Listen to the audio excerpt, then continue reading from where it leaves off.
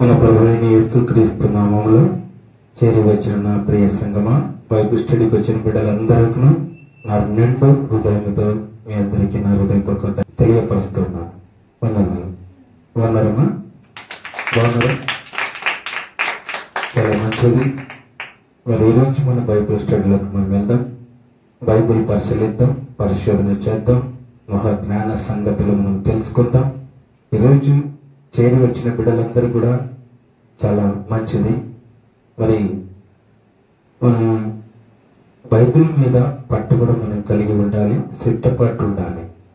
మొట్టమొదటిగా ఏముండాలి? బైబిల్ మీద సిద్ధపాటు ఉండాలి.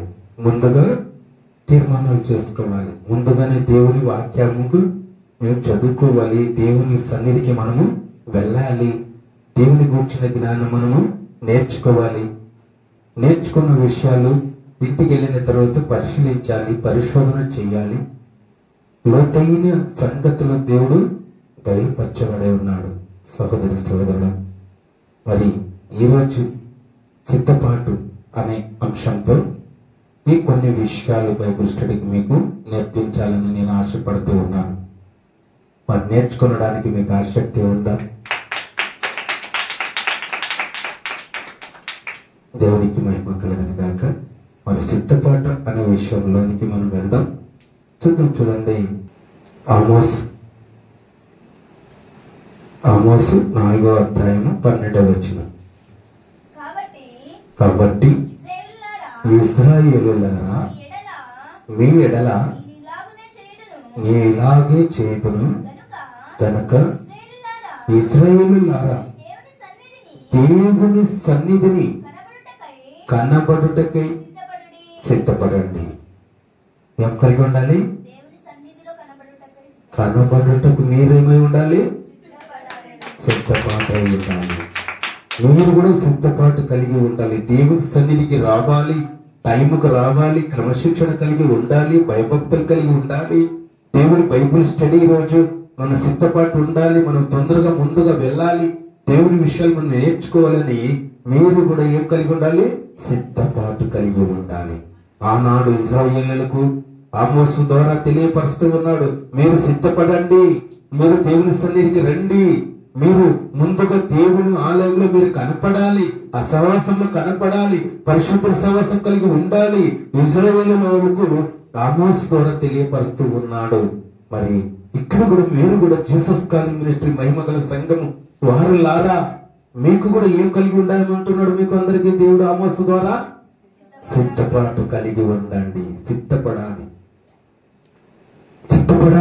ముందుగా నువ్వు నిర్ణయించుకోవాలి. ఈరోజు బైబిల్ స్టడీ బుధవారం నేను వెళ్ళాలి.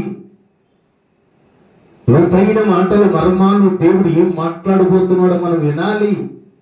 విన్నది హృదయంలో దాచుకోవాలి. ఆ వాక్యము రీతిగా మా జీవితాలు మార్చుకోవాలని విషయాన్ని సిద్ధపాటు కలిగి ఉండాలని మొట్టమొదటి మాట మనం తెలుసుకున్నాం. 2 మాటలు కూడా వెళ్దాం. ఇర్మియా 6వ అధ్యాయం 10వ వచనం. విందురని నేను ఎవరితో మాట్లాడాలి? వాడి సిద్ధపాటు లేదు, వాళ్ళకి క్రమము లేదు, భయభక్తులు లేదు, దేవుడంటే లెక్క లేకు ఉన్నవారు ఎవరు విందునని నేను ఎవరితో మాట్లాడేదను, ఎవరికి సాక్ష్యం ఇచ్చేదను? వారు వినుటకు తమ మనస్సు సిద్ధపరచుకొన్నరు గనక. అంటే దేవుని వాక్యము సిద్ధపాటు లేదు, భయభక్తులు లేదు, దేవుడంటే లెక్క లేకున్న వారు ఉన్నారు అక్కడ. ఇర్మియా ప్రవక్త ద్వారా మనకు తెలియపరుస్తున్నాడు, ఎవరు విందురని నేను ఎవరికి చెప్పుదును, ఎవరికి సాక్ష్యం చెప్పుదును, ఎవరి గురించి వింటూ ఉన్నారని చెప్పుదును అని చెప్పి విందురని తమ మనస్సు సిద్ధపరచుకొన్నరు కనుక వినలేకపోయారట. దేవుని వాక్యమును వినలేకపోయారు, దేవుని ఆజ్ఞలు త్రోసివేశారు. ఆయన బాధపడుతూ చెప్తూ ఉన్నాడు, ఇర్మియా ప్రవక్త ద్వారా తెలియపరుస్తూ ఉన్నాడు, ఎవరంటూ ఉన్నారు దేవుని మాట, ఎవరంటూ ఉన్నారు, ఎవరు సిద్ధపడి ఉన్నారు, వీళ్ళ వల్ల నేనేమి సాక్ష్యం చెప్పుదును? ఇర్మీయా ప్రవక్త ద్వారా మనం తెలుసుకుంటున్నాం. అంటే సిద్ధపాటు లేని వాళ్ళ గురించి దేవుడు మాట్లాడుతున్నాడు. 3 విషయాన్ని కూడా మీకు తెలియపరుస్తున్నాం. మత్తయి సువార్త 24వ అధ్యాయము 44వ వచనం. మీరు అనుకున్నవి గడియలో మనిషి కుమారుడు వచ్చును గనుకనే మీరును సిద్ధముగా ఉండండి. సిద్ధపాటు ఉండండి. ఎదురు చూడండి. సిద్ధపాటు కలిగి ఉండాలి. 10 మంది కన్యకల గురించి 5 మంది బుద్ధి కలిగిన వారు సిద్ధపాటు కలిగి ఉన్నారు. 5 మంది బుద్ధి లేని వారై ఉన్నారు. సిద్ధపాటు లేని వారు పరలోకాన్ని చేరారనే మాట మనకు తెలుస్తూ ఉంది. సిద్ధపాటు లేని వారు ఈ లోకానికి పరిమితమైపోతూ ఉన్నారు. ఈ లోకంలో మునిగిపోతున్నారు. సాతాను కుమారులు కుమార్తెలుగా ఉంటూ ఉన్నారు. భ్రష్ట మనసుకి దేవుడు అప్పగించినట్టుగా లేఖనాలు మనకు తెలియపరుస్తూ ఉన్నాడు. క్రీస్తు రాకడ కొరకు సిద్ధపడి ఉండాలి అంటున్నాడు. క్రీస్తు 2వ రాకడ వస్తూ ఉన్నాడు ఈ భూలోకానికి. పరిశుద్ధుల్ని నీతిమంతుల్ని తీసుకుని ఆయనతో పాటు ఎంబడి వెళ్ళిపోయేవారై ఉన్నారు. పరలోకాన్ని చేర్పించేవాడై ఉన్నాడు క్రీస్తు. ఆ 2వ రాకడ గురించి అంటే మరొకసారి చదువుమా. మీరు అనుకున్న గడియలోనే మనిషి కుమారుడు వచ్చును గనుకనే మీరును సిద్ధముగా ఉన్నాడు. ఎప్పుడు వస్తాడో తెలియదు. 2వ రాకడ ఎప్పుడు వస్తాడో తెలియదు. మీరేం కలిగి ఉండమన్నాడు? సిద్ధపాటు కలిగి ఉండు. దేవుని ఎదురు చూసేవారుగా ఉండు. రేపేమి సంభవిస్తుందో తెలియదు. సోదరి సోదరుడా, దేవుని కొరకు, క్రీస్తు కొరకు, రక్షణ కొరకు, ఆ రక్షించేవారి కొరకు నీవు ఎదురు చూసేవారుగా సిద్ధపాటు కలిగి ఉండాలని మాట. మనిషి కుమారుడు కొరకు సిద్ధపడి ఉండాలని, యేసుక్రీస్తు ప్రభువు రాకడ కొరకు ఎదురు చూడాలని మాట మనకు మత్తయి సువార్తలో కనిపించేది. మరొక మాట చూడండి, తీతుకు 3వ అధ్యాయం 2వ వచనం. ప్రతి సత్కారములు చేయుటకు సిద్ధపడి ఉండవలనని మనుషులందరి ఎడల సంపూర్ణమైన యవ్వనని ప్రపంచములో యవ్వనని దూషించుపగా జగడములాడు వారును శాంతులని ఉండవలనని వారికి జ్ఞాపకము చెయ్యను. జ్ఞాపకము తీతు ద్వారా తెలియపరుస్తూ ఉన్నాడు. జ్ఞాపకం చేస్తూ ఉన్నాడు. మీరు శత్రువులుగా ఉండవద్దండి, ప్రేమించండి. ప్రేమ యేసులో నుండి వచ్చినది. ప్రేమ శాశ్వతమైనది, పై నుండి వచ్చిన ప్రేమ. ఈ అగాప ప్రేమ. శత్రువులుగా మీరు ఉండకుండా సత్కారములు చేయుటకు సిద్ధపడి ఉండాలని లేఖనాలు సెలవిస్తూ ఉన్నాడు. సిద్ధపాటు కలిగి ఉండాలి. సత్క్రియలు చేయడానికి యేసుక్రీస్తు ప్రభు మనిషి కుమారుడు లోకానికి రాబోతూ ఉన్నాడు. ఆయన కొరకు ఎదురు చూసే కుటుంబంగా, ఎదురు చూసే వారుగా, ఎదురు చూసే కుటుంబంగా సిద్ధపడి ఉండాలనే మాట మనకు తీర్పు ద్వారా మనం సత్కారములు చేయుటకు సిద్ధపాటు ఉండాలనే మాట కూడా తెలుసుకుందాం. హెబ్రీయులకు రాసిన పత్రిక 13వ అధ్యాయము 21వ వచనం. ప్రభువును నిత్యమైన నిబంధన రక్తమును బట్టి మృతుల్లో నుండి లేపిన సమాధాన కర్తయగు దేవుడు యేసు క్రీస్తు ద్వారా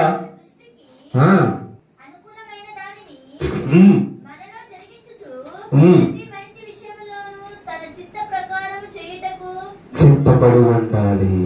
చెప్పట్లు కొడతాం దేవునికి. దేవుని చిత్త ప్రకారము చేయుటకు సిద్ధపడి ఉండాలి. సిద్ధపాటు ఉండాలి. ఈ భూలోకానికి నీవు వచ్చావంటే దేవుని పనుల కొరకు ఈ లోకానికి వచ్చావు. ఈ లోకంలో నీ యాత్ర ముగించేంత వరకు దేవుని చిత్త ప్రకారం చేయుటకు సిద్ధపడి ఉండాలంటూ ఉన్నాడు ఆయన. చాలా మంది సిద్ధపాటు లేక, చాలా మంది భయభక్తులు లేక, చాలా మంది దేవుని సన్నిధి నిర్లక్ష్యం చేస్తూ ఉంటూ ఉన్నారు. అది దేవునికి ఇష్టమైన కార్యం కాదు. ఇష్టమైన పని కాదు. దేవునికి ఎలా ఉండాలి తెలుసా? సిద్ధపాటు ఉండాలి. రాత్రిపూట నిద్రపోయిన వాడిని లేపినా కూడా దేవుని గురించి మాట్లాడాలి. అలాంటి స్థితి, అలాంటి సిద్ధపాటు కలిగి ఉండాలి. పనుకున్న వారిని లేపినా కూడా చిత్తం ప్రభువాన్ని లేవాలి. అలాంటి స్థితిలో మనము సిద్ధపాటు కలిగి ఉండమంటున్నాడు దేవుడు. పౌలు ద్వారా మనకు తెలియపరుస్తుంది. దేవుని చిత్త ప్రకారం చేయుటకు సిద్ధపడి ఉండాలి అంటున్నాడు పౌలు గారు. సిద్ధపాటు కలిగి ఉండాలి, మేల్కు కలిగి ఉండాలి, ఆయన ఎదురు చూసేవారుగా ఉండాలి. మరి 5వ మాట కూడా మనం విన్నాం. దేవుని చిత్త ప్రకారం చేయుటకు సిద్ధపడి ఉండాలి అనే మాట 5వ మాట మనం విన్నాం. 6వ మాట కూడా చూద్దాం. తిమోతికి రాసిన 2వ పత్రిక 3వ అధ్యాయము 17వ వచనం. దైవజనులు సన్నిధుడై ప్రతి సత్కారములకు సంపూర్ణముగా సిద్ధపడి ఉన్నట్లు కలిగిన ప్రతి లేఖనమును ఉపదేశించుటకును, ఖండించుటకును, తీర్చిదిద్దుటకును,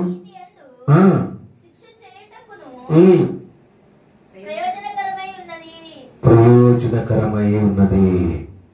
దేవునికి మహిమ కలుగునుగాక. వాక్యమందు బోధించుటకు సిద్ధపడి ఉండాలంటున్నాడు దేవుడు. వాక్యమందు బోధించుటకు సిద్ధపడి ఉండాలని తీతు ద్వారా మనకు తెలుసుకుంటున్నాం. తిమోతి ద్వారా అక్కడ అపొస్తలుడైన పౌలు గారు తిమోతికి రాసిన పత్రికలో మనం చూసుకుంటే వాక్యము బోధించుటకు సిద్ధపడి ఉండాలంటున్నాడు. అనేక మంది సర్వలోకానికి వెళ్లి సువార్తను ప్రకటించమంటున్నాడు. ప్రకటించడానికి అర్థమైందా? వాక్యమును బోధించడానికి అర్థమైందా? సిద్ధపడి ఉండాలి. ఆయన పనివారుగా ఉండాలి, పనిముట్టుగా వాడబడాలి. నీ పనికి రాని దానివి, నీ పనికి మాలిన వాడి పనిముట్టుగా ఆయన వాడుకుంటున్నాడు. ఆయన రక్తము ప్రతి పాపములు కడిగి పవిత్రులుగా పరిచినాడు, పవిత్రపరిచాడు. నీవు అడిగిన దానికన్నా, ఊహించిన దానికన్నా అత్యధికమైన ఆశ్రయాలు కావాలంటే ఆయన అడుగు జాడల్లో ఆయన చిత్తమును వాక్యమును బోధించుటకు సిద్ధము పడి ఉండాలంటున్నాడు. చివరి మాట హెచ్కేలు 38వ అధ్యాయం 7వ వచనం. నీవు సిద్ధముగా ఉండుము, సిద్ధపడి నీతో కూడా కలిసిన సమూహం అంతటిని సిద్ధపరచుము. వారికి నీవు కావలి ఉండవలను. నీవు సిద్ధపాటు కలిగి ఉండాలి. మనము సిద్ధపాటు కలిగి అనేకులకు దేవునిలో సిద్ధపరిచేయడానికి మమ్మల్ని దేవుడు అధికారం ఇచ్చాడు. నీకు నువ్వు నాడుకున్న దేవుడు. ఎన్ని మాటలు విన్నారండి? 7 మాటలు మనం విన్నాం. 7 మాటలు మరొకసారి జ్ఞాపకం చేసుకుందాం. దేవుని సన్నిధిని సిద్ధపడి ఉండాలని మొట్టమొదటి మాట. 2వ మాట దేవుని మాట వినుటకు సిద్ధపడి ఉండాలి, సిద్ధపడి ఉండాలి. 2వ మాట దేవుని. 3వ మాట క్రీస్తు రాకడ కొరకు సిద్ధపడి ఉండాలి. 4వ మాట సత్కారములు చేయుటకు సిద్ధపడి ఉండాలి. 5వ మాట దేవుని చిత్త ప్రకారం చేయుటకు సిద్ధపడి ఉండాలి. వాక్యమును బోధించుటకు సిద్ధపడి ఉండాలి. 6వ మాట. 7వ మాట మనము సిద్ధపాటు కలిగి అనేకులను దేవునిలో సిద్ధపరిచేవారుగా ఉండాలని దేవుని వాక్యం దీవించి బలపరచును గాక.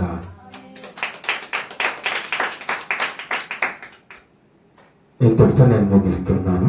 దేవుని వాక్యం దీవించి బలపరచును గాక. ఆమేన్.